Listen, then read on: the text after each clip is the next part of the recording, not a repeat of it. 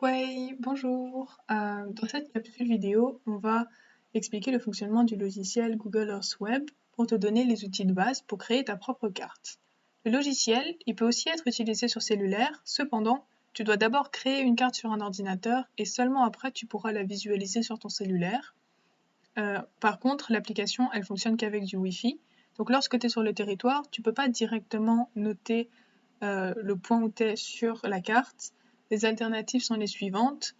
Soit il faut se souvenir du lieu puis être capable de le retrouver sur une carte, soit tu noteras les coordonnées GPS de ta position que tu peux trouver dans Google Maps même sans Wi-Fi pour ensuite les retrouver dans Google Earth.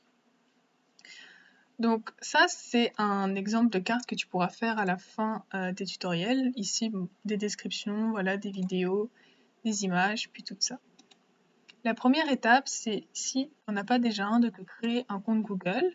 Donc tu peux faire ça ici, là, c'est très facile. Ensuite, une fois que c'est fait, il faut ouvrir Google Earth. Ça peut se faire en haut à droite, là, dans les applications Earth, ou alors juste l'écrire là dans le moteur de recherche.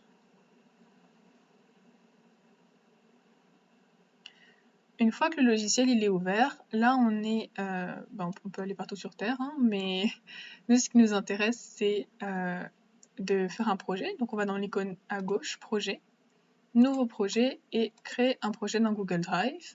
Ça veut dire que le projet il sera automatiquement enregistré dans ton compte Google et dès que tu réouvriras Google Earth, tu pourras retourner dans ton projet puis continuer à le modifier.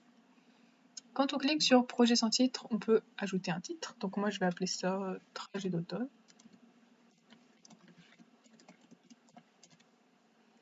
Et trajet. Et on peut mettre une description. Moi ce sera trajet de la famille Oisino 1955. Et puis voilà. Ensuite on peut commencer à placer des points. Il y a deux manières de faire pour ça. Soit on va dans l'onglet rechercher juste ici, puis qu'on cherche l'endroit qu'on veut. Donc moi ce sera OB-Join puisque c'est là que le récit commence. Et je vais cliquer ensuite sur ajouter au projet, enregistrer, et le lieu sera directement enregistré dans mon projet. La deuxième manière de faire, c'est pour les lieux qui ne sont pas connus par Google. Donc ça peut être un campement, un portage ou peu importe. Se positionner au-dessus du lieu, moi ce sera ici. Cliquez sur en bas de l'écran ajouter un repère et ensuite cliquez sur la carte. Et là on a une fenêtre d'information qui s'ouvre dans laquelle on peut écrire le nom du lieu en question. Donc moi c'est ce que je vais faire.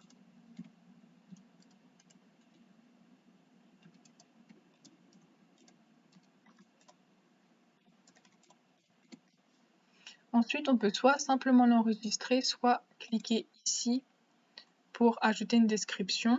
Cependant, on peut juste enregistrer un point, puis retourner ensuite pour ajouter une description dans l'onglet à gauche de l'écran, modifier l'élément, et ici. On peut par exemple lier d'autres sites internet pour ajouter plus d'informations. Moi par exemple, je sais que la famille Oisino pratiquait la chasse à cet endroit-là, donc je peux aller sur le site Atikamekw no Kewin, copier l'adresse URL de la page, donc c'est CTRL-C puis CTRL-V. Ensuite, je peux aussi aller chercher un récit que Guillaume Charles a raconté à propos de cet endroit. Et puis voilà, là mon point est fait, donc si je clique dessus, j'ai la description que j'ai mise, puis le site internet. Et là, le but c'est d'y aller, là, ouvre ton logiciel, puis crée un projet, puis crée un point, là par exemple sur ta maison si tu veux.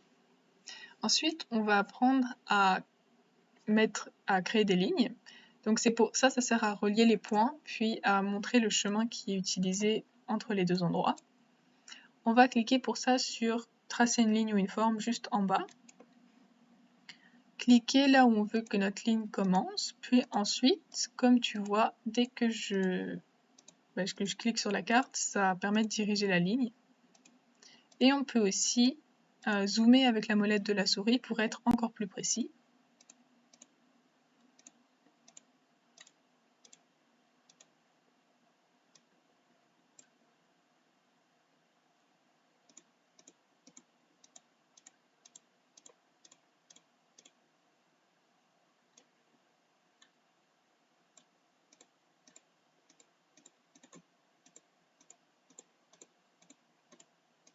Et ensuite, pour finir ma ligne, je vais juste double-cliquer sur le dernier point. Puis là, on a la même fenêtre d'information que pour un point normal.